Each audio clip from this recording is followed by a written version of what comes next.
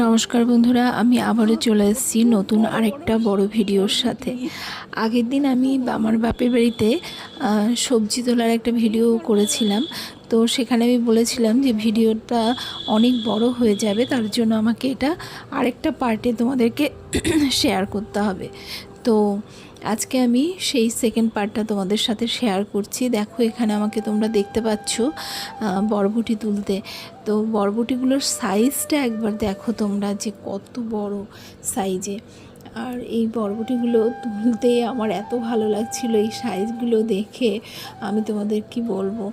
আর আমার ভাই, আমার মা তো আমাকে ফোন করে মাঝে মাঝেই বলে যে এত বড় বড় বরবটি না তুই দেখিস নি, আর তুই দেখলে পরে, নিজে হাতে তুললে পরে দেখবি তুই পাগল হয়ে যাবি। আর কি স্বাদ!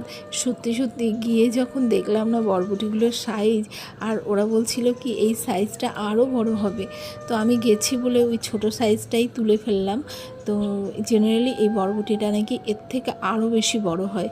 তো ভাবো যে কত বেশি বড় হয়। আর এই বরবটিতে এত স্বাদ, না বললাম না সবটাই বিনা সারের জিনিস সবজিগুলো।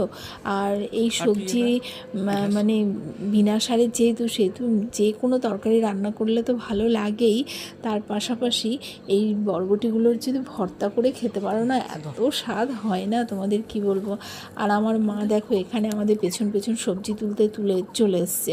মানে আমি যে তুললাম তাতে ওনার পোষালো না, আমাকে আরও বেশি বেশি তুলে খাওয়াবে। তার জন্য দেখো এই যে আরও অনেক সবজি আমার